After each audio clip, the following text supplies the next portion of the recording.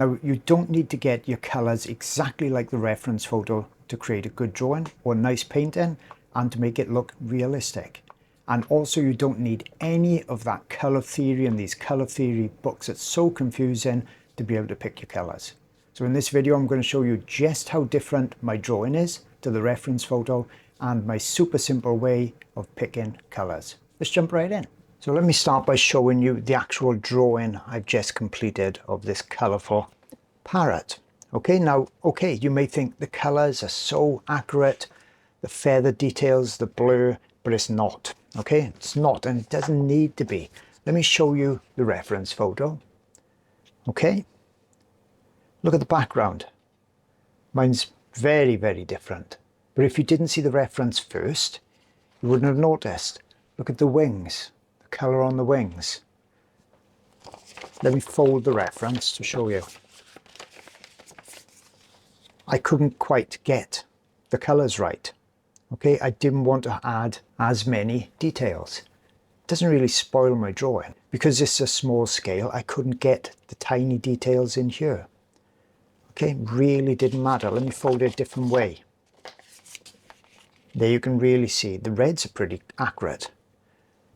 The greens look fairly accurate in real life. They're not that close. That's what I mean. When I say close enough is good enough, if you want more detail, draw larger, but sometimes your sets just will not have the colours that you want. So what do you do? How do you pick the colours? Let me show you. Now, if there's one thing that confuses people more than anything, it's colour theory and all that. And that's why I don't do any colour theory in any of my lessons. I work on a different type of way, the simplest way I can think, and I just go by what we're seeing, okay? So I just try to match what we're seeing, simple as that. So if I look at the wing, for instance, I could think, okay, that yellowy green at the top, I'll go through my set of pencils. I get one that I think, oh, that's probably close. And here's a secret, I use offcuts of my Pastel paper, the colour of the paper I'm using, because that will make a difference.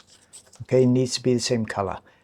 And I'll think, test it right to the edge and I'll go, oh wow, that's miles off. Okay, I thought it looked right, it's miles off. I'll go along the drawing and I'll think, well, it's not too far off there in the darks. So I'll keep that pencil out. I'll put it to the side in my set. I'll go looking for another pencil and I'll think, this one's close. I'll try it, miles off again. Is that anywhere else on the drawing?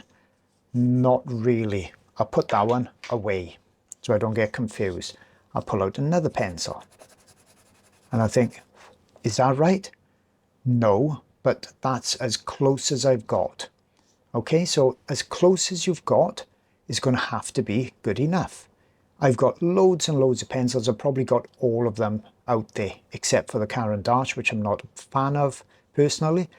And I've gone through the set and this is it. So just go as close as you can.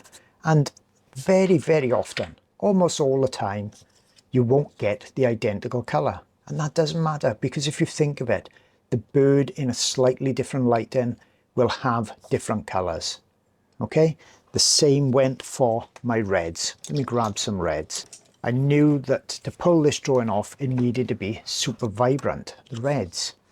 So the head was going to be important. This Carbothello pencil, that's really close, so I left it out. I got another pencil. Oh, that's even richer, a little bit richer. So that could perhaps go down here. This red may not be showing up on camera well. That's a little bit more orange. So I think, oh, perhaps that will go in another area. And that's how I keep going. Okay, I'm just looking for what's close enough. That's not perfect, but it's really close.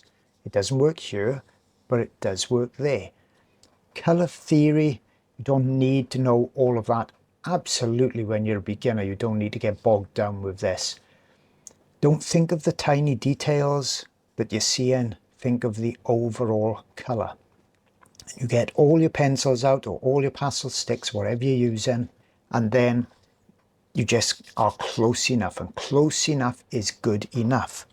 Because remember, what you end up with in the end is your drawing, painting that represents the reference photo. You can change things as well. You may want an area that's lighter or darker, or change the shape, totally up to you.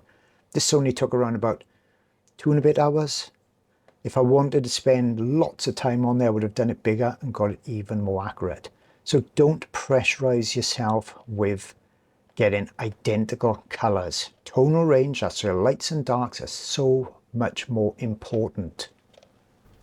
If you want to learn a whole lot more, I've got a completely free pastel course out. It takes you from the very basics of what supplies you need all the way through to transferring your image, the reference photo, adding details, fur texture. It's all in there, because when I tried to start pastels years ago, I found it really confusing. I made lots of mistakes and put my supplies away for about 5 years, believe it or not.